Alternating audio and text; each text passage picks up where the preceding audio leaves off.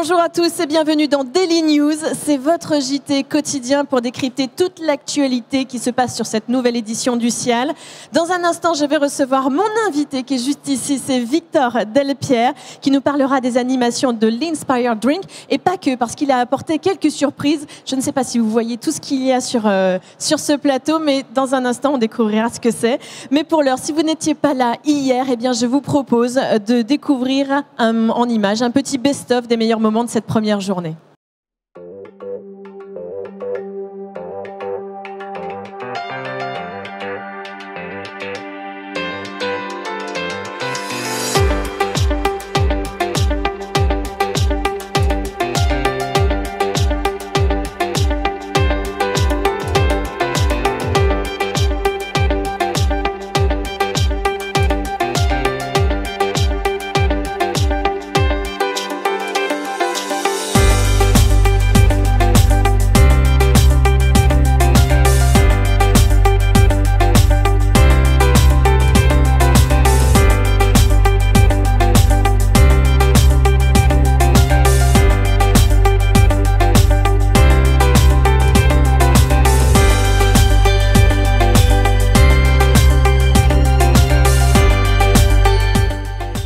L'objectif de cette animation, c'est de faire rencontrer un produit solide, on va l'appeler food, et un produit liquide, on va l'appeler wine, mais dans ces wines, il y a du vin, il y a de la bière, il y a des thés, il y a des spirites. Mon rêve, c'est que le jour où la bière Castelin va vouloir attaquer l'Espagne, elle va vouloir proposer aux Espagnols des accords qui correspondent à ce qu'ils aiment. Et le jour où nos amis les tortas espagnols veulent attaquer les Hauts-de-France, eh bien ils vont y aller avec une bière partenaire.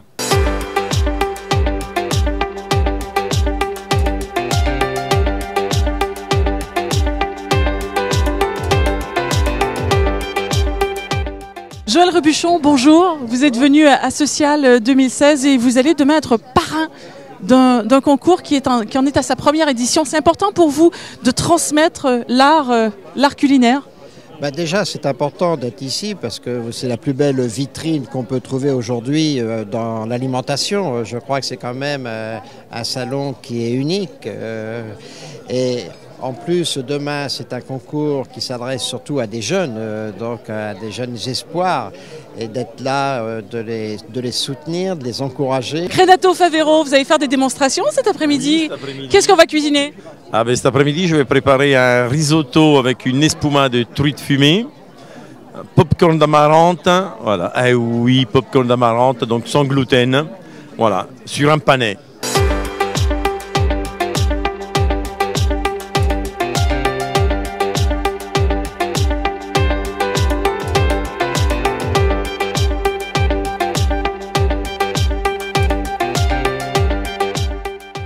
C'est une occasion comme jamais de présenter cette diversité et cette richesse d'une agroalimentaire française qui, je voudrais le rappeler à tous ceux qui doutent quelquefois, regroupe des petites, des moyennes, des plus grandes entreprises. Mais c'est toute la palette qui est là, présente aujourd'hui ici à Villepinte.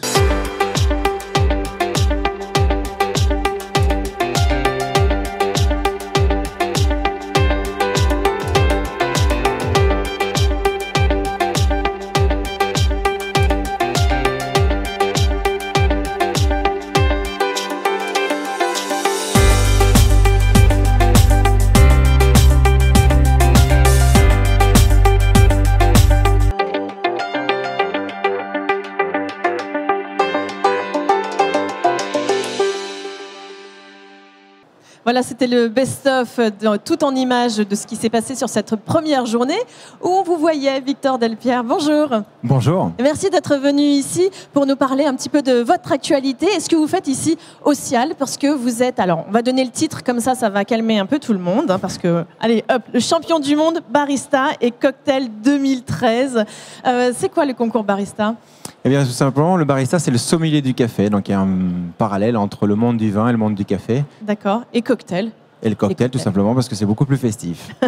Alors, c'est la première édition du concours de cocktail 3 étoiles que vous co-organisez ici. Alors, expliquez-nous comment vous est venue l'idée de créer ce concours de cocktail ici au Cial. Bien, c'est en lien avec mon parcours et mon cœur de métier qui est le service. Après, j'ai découvert l'univers du café, l'univers donc du barista, l'univers du cocktail, et je me suis dit que ce serait intéressant qu'il y ait des passerelles entre le chef et les barman, les baristas, les maîtres d'hôtel. Et on fait tous des métiers, nous sommes tous au service du client. Donc, comment ritualiser la boisson dans un restaurant? Donc, le chef cuisine les aliments, eh bien nous, on va cuisiner les boissons. D'accord, et qui est un élément essentiel aussi dans la grande restauration. Exactement, et j'ai beaucoup pensé aussi au sans-alcool. L'idée était de trouver des mariages intéressants. On sait qu'avec le vin, on peut tout accorder, mais pourquoi ne pas accorder son plat, son pigeon, sa dorade avec un cocktail sans alcool? Et c'est là où c'est beaucoup plus compliqué parce qu'il faut pouvoir mettre en avant la boisson, mettre en avant le plat, et ça demande un petit peu de travail. Donc les cocktails 3 étoiles, c'était tout simplement le lien avec la gastronomie, la boisson, le monde du barista, la sommellerie du thé, et pouvoir prouver au chef aussi qu'on peut être créatif, original, et ne pas se limiter uniquement au vin. Et comment vous est venue cette passion? La pâtisserie, c'est ce que je voulais faire depuis tout petit. Après, c'était l'école hôtelière. Et j'avais fait les Olympiades des métiers, qui sont les Jeux olympiques des métiers pour les moins de 23 ans. Et c'est là où il y avait 40 épreuves sur le service en salle, les découpes, les flambages, mais aussi tout l'univers du café, du thé. Là, on voit différentes méthodes pour pouvoir réaliser les cafés. Alors, on connaît l'espresso, mais il y a aussi toutes ces méthodes. Et je trouvais ça intéressant. Plus que le produit en tant que tel, que ce soit le café ou le cocktail ou le mocktail sans alcool, ce qui m'intéressait, c'était l'histoire que l'on va pouvoir raconter aux clients.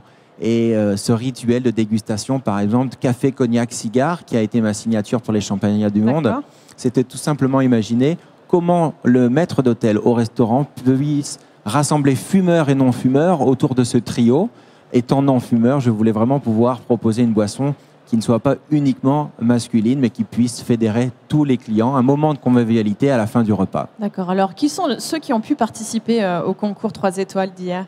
Eh bien, je voulais non pas simplement des barman, des mixologues, comme on peut les appeler aujourd'hui. Un mixologue, rappelez-nous, celui qui mixe? Oui, alors moi, j'aime pas trop ce terme, tout simplement, parce qu'un barman mixe, un mixologue mélange, voilà, il shake, c'est la même chose.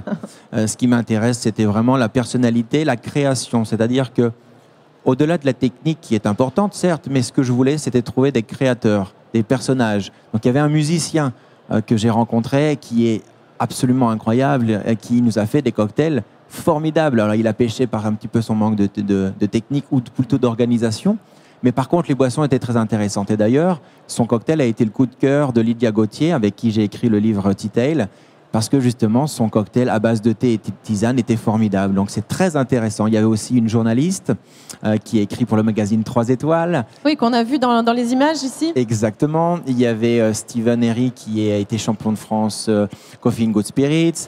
Et il y avait le sommelier de restaurant Régis et Jacques Marcon. Donc toujours très intéressant d'avoir des personnalités, différents cœurs de métier. Et finalement, c'était très créatif, très innovant. Et on a eu des boissons vraiment... qui ont enchanté les membres du jury. Oui, j'avais aussi un jury qui était formidable. Qui était le jury? Alors, il y avait Guy Leguet, qui a été chef pendant plus de 20 ans au Ritz, là où j'ai eu la chance de travailler. Donc, c'était vraiment une grande maison, un honneur de les recevoir. Il y avait Lydia Gauthier, qui est experte internationale sommelière du thé. Michael McCauley, qui avait été mon coach pour les championnats du monde de café, de barista.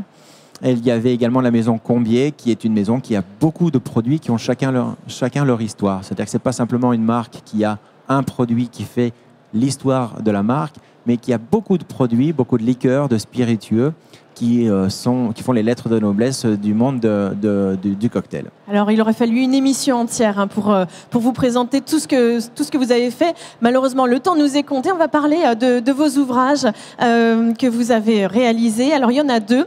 C'est le Tea Time Party et le Mocktail. Alors, parlez-nous de ces 2 ouvrages. Présentez-les-nous. Eh bien, Tea Time Party, c'est tout simplement un ouvrage sur les cocktails à base de thé et de tisane, dans lequel on retrouve des cocktails avec et sans alcool. Le Tea Tale, c'était l'idée de valoriser cette boisson. Le thé, on s'est toujours un petit peu, comment dirais-je, pour pas être péjoratif, un peu tristoun. On se dit, bon, boire un thé, c'est peut-être pas très sexy. Et finalement, on a pu prouver, avec l'expertise de Lydia, que l'on pouvait être créatif, original. Et on a fait des rituels également selon les pays.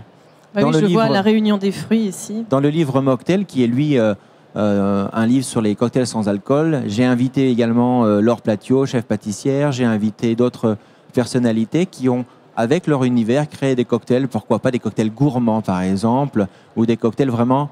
on ne va pas se limiter sur le livre de mocktail à des smoothies, à des cocktails avec de la betterave ou ce genre de choses, où on se dit oui, bon, c'est healthy, c'est bien net, mais finalement, est-ce que c'est bon au goût? Mocktail, ça veut tout simplement dire que c'est un cocktail qui ressemble parfaitement à un cocktail alcoolisé, donc il n'y a pas de moquerie dans ce mot. Et c'est pourquoi je trouve ça intéressant de valoriser le sans-alcool dans un restaurant. Il en faut pour tous les goûts, de toute façon. Et puis, on n'a pas toujours envie d'accompagner son repas de vin ou d'autres produits alcoolisés. Donc, il fallait aussi pouvoir proposer des choses nouvelles pour les clients qui ne consomment pas d'alcool. Alors, avant de nous proposer la petite démonstration sur le thé et le café que vous nous avez apporté ici, puisque là, c'est le JT, on va parler de Lean Food Center, qui est le club PAI. Je vous propose d'écouter une petite interview à ce sujet. Le PAI, c'est une association en 1901 qui a été créée il y a presque 30 ans maintenant. Et le but, c'est de mettre les gens en relation, de promouvoir les ingrédients et les additifs, de faire circuler de l'information, bref, de faire du bruit autour des ingrédients et des additifs. On anime un réseau, pour ça on a plusieurs outils. On envoie un PAI Contact, c'est un mail d'information sur tout ce qui se passe de nouveau dans le monde des ingrédients, qui aujourd'hui est reçu par plus de 6500 contacts francophones et 600 anglophones. Parlez-moi un petit peu de ce que le club PAI fait sur le Cial. Alors, le Club PAI fait plusieurs choses sur le Cial. D'une part, nous avons programmé donc toutes les conférences du InFood Center, le InFood étant la partie ingrédients du Cial. Il faut savoir que sur le Cial, il y a à peu près 1000 exposants sur les 7000 qui se déclarent fabricants d'ingrédients. Dans la réalité, c'est plus de la moitié des exposants qui en fabriquent. Donc, nous avons également mis au point une base de données pour renseigner les visiteurs qui viennent chercher des ingrédients particuliers. Et donc, on va pouvoir être capable de leur donner tous les fournisseurs du salon qui fabriquent l'ingrédient qu'ils recherchent. Et enfin, on organise des tours innovation. Donc, les visiteurs peuvent s'inscrire et là, on les emmène voir les ingrédients nouveaux du salon. D'accord, alors je vous rappelle le programme. Aujourd'hui, nous avons le programme sur la naturalité. Demain, mardi 18 octobre, c'est l'amélioration nutritionnelle. Le mercredi 19 octobre, les nouvelles expériences sensorielles. Et enfin, pour le jeudi 20 octobre, ce sont sur les Made in. Donc ça, c'est le club PAI, Produits Alimentaires Intermédiaires, qui propose ça à Lean Food Center. Donc on a beaucoup de choses au Cial. On a le parrain 2016, qui est Joël Robuchon, que vous avez peut-être croisé dans l'Inspire Drink? Pas encore. Pas encore, mais je pense qu'il va aller vous voir parce que vous avez un profil qui pourrait lui plaire dans votre innovation, dans votre recherche. On l'écoute parce que lui, il est en train de créer l'Institut international Robuchon. On l'écoute.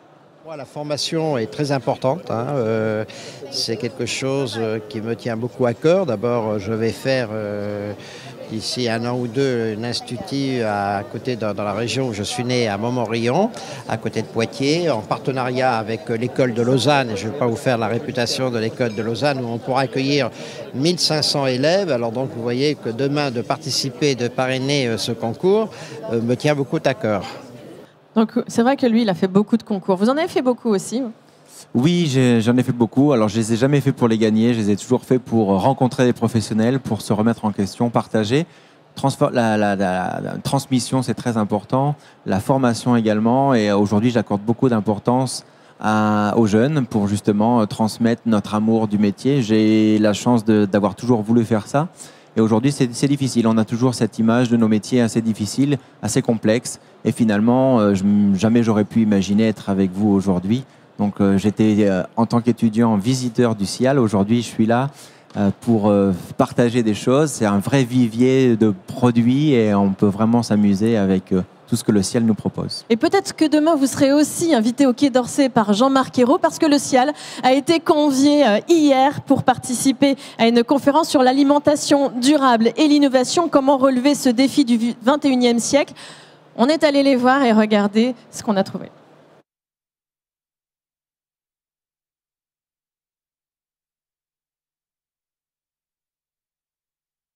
Oui, je me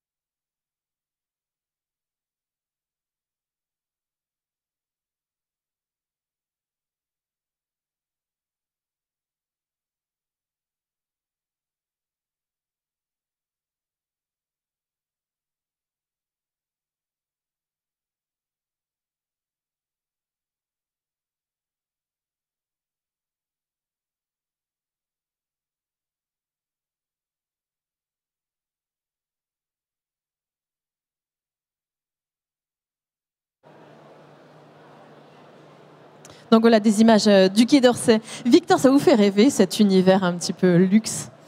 Moi, je l'ai côtoyé pendant très longtemps. Ce qui m'intéresse aujourd'hui, c'est de faire vivre des émotions à tous les clients. Ne pas s'adresser uniquement à une élite, mais proposer des choses qui puissent rassembler un petit peu tout le monde. Et c'est toujours...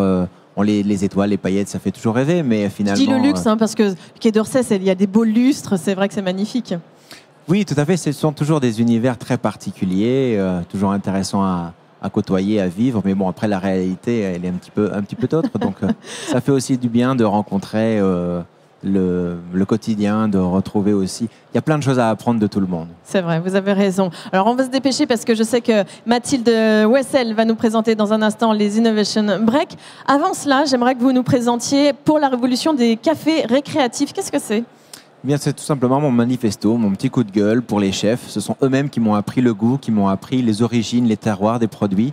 Et aujourd'hui, pour le café, finalement, ils se limitent à très peu de choses. Donc, l'idée, c'était de leur expliquer qu'il y a différentes méthodes de réaliser le café et pourquoi pas leur créer un café spécifique, comme j'ai fait pour Régis Marcon, comme j'ai eu l'honneur de faire pour Régis Marcon, qui est la signature aujourd'hui de la fin de son repas pour accompagner le praliné au chocolat de cèpe. Eh bien, vous avez un café qui est authentique avec des notes de chocolat noir. D'accord. Et avec ce même café, eh bien aujourd'hui, je vous présente c'est une innovation. Ce sont des rhums à base de ces mêmes cafés. Donc, vous avez 2 cafés que j'ai créés pour Régis Marcon. J'en ai fait les rhums. Et vous avez également en lien avec Tea Tail Party des rhums à base de thé et de tisane. Alors c'est vrai que ça sent très bon. Est-ce qu'on peut goûter ? Avec grand plaisir. Donc Baristea, c'est tout simplement la contraction de barista et de tea. Et je vous propose évidemment de les découvrir. Je me lève, hop. C'est pas conventionnel, mais c'est pas grave. Hop, je vous laisse me servir parce que je suis sûre que vous avez une méthode très, très précise pour servir. Ah, il vous faut en plus des petites choses. Ah oui, je pensais qu'on allait boire celui-ci qui est déjà prêt. Ça, c'est le café, mais ça sent très bon. Ça, c'est le café pour vous le présenter, pour déjà vous faire sentir. Ici, je vais vous faire découvrir ces Rêves d'Orient et c'est tout simplement le thé vert menthe. Alors, je vais pousser cet ouvrage. Je goûte comme ça. Ça sent très bon. Bon, j'ai pas encore déjeuné, alors j'ai le ventre vide. Normalement, ça se prend plutôt à la fin du repas, non ? Ce sont des choses qui ne sont pas trop fortes. J'ai décidé de les faire à 30 degrés pour qu'on puisse vraiment le partager. C'est pas 30 degrés. Le digestif. Mais je ne voulais pas un digestif à 40 qui soit vraiment dur. On est dans la convivialité du rhum arrangé. Au lieu que ce soit de la banane, de la mangue, aujourd'hui, on a du thé. C'est-à-dire qu'ici, avec Pêcher du Verger, on va créer un nouveau goût avec une couleur originale. C'est celle de l'hibiscus qui, infusée à froid, va donner des notes particulières. Ici, ce sont différentes variétés de vanille et différentes variétés de thé noir pour avoir un rhum à base avec des notes vanillées. Ici, donc ça, c'est le fameux café authentique. Donc, Brésil, Cameroun et Inde. Il y a également ici, j'ai... c'est un peu fort pour moi, mais je trouve ça délicieux. Délices d'épices, c'est vraiment le marché de Noël. Puis je vais pas vous faire ça découvrir. Je ne vais pas abuser parce que j'ai d'autres émissions après. Alors si je me mets à tout goûter... On pourra faire découvrir à tout le monde. On fera découvrir tout à l'heure au public. En tout cas, ça laisse vraiment un très bon goût. J'ai une petite préférence pour celui-ci. Celui-ci, c'est lequel ? Celui-ci, c'est thé vert menthe. Oh là là, mais qu'est-ce que c'est bon. Donc on est sur le gunpowder et la menthe délicieux. nana. Alors les innovations, vous avez présenté un produit pour les Ciel Innovation. Où ça viendra ? Non. Bon, pourquoi pas ? Je ne sais pas si ce produit peut faire partie de la sélection. En tout cas, c'est un produit innovant puisque c'est ce sont les premiers rhums arrangés à base de thé et de tisane. Et également le café. Il y a très peu de produits de liqueurs à base de café qui contiennent réellement du café. Donc là, c'est tout un process. C'est en lien avec l'origine. J'ai eu la chance de beaucoup voyager ces dernières années suite à mon titre et d'aller dans les plantations. Donc là, il y a une vraie traçabilité, il y a un vrai travail de terroir, de recherche, d'assemblage, de torréfaction. Il y a 130 étapes entre la fleur de café et la tasse. Et donc, c'est vraiment maîtriser la chaîne. Et je fais partie aussi d'un projet humanitaire qui est le Orang-Outan Coffee Project contre la production massive de l'huile de palme pour sauver les orang-outans, sauver la forêt. Et à partir de là, on découvre des nouvelles saveurs, on voyage et on fait partager tout ça aux clients. Bravo, Victor Delpierre. Retenez bien ce nom parce que je suis sûre que vous allez aller très loin et qu'on va entendre parler de vous partout. À partir de ce soir, je suis sûre, ça va faire le buzz. En tout cas, n'oubliez pas que la cérémonie de remise des prix du Cial, eh bien, c'est aujourd'hui à 17h. Alors, on souhaite bonne chance à tous ceux qui ont proposé des produits. On rappelle qu'il y avait 2200 produits qui ont été proposés. Seulement 680 à peu près, j'ai plus le chiffre exact en tête, qui ont été sélectionnés. Mais la cérémonie, c'est ce soir. Merci beaucoup, Victor. Merci à vous. Et moi, je laisse la place à Mathilde Wessel pour son Innovation Break. À très vite.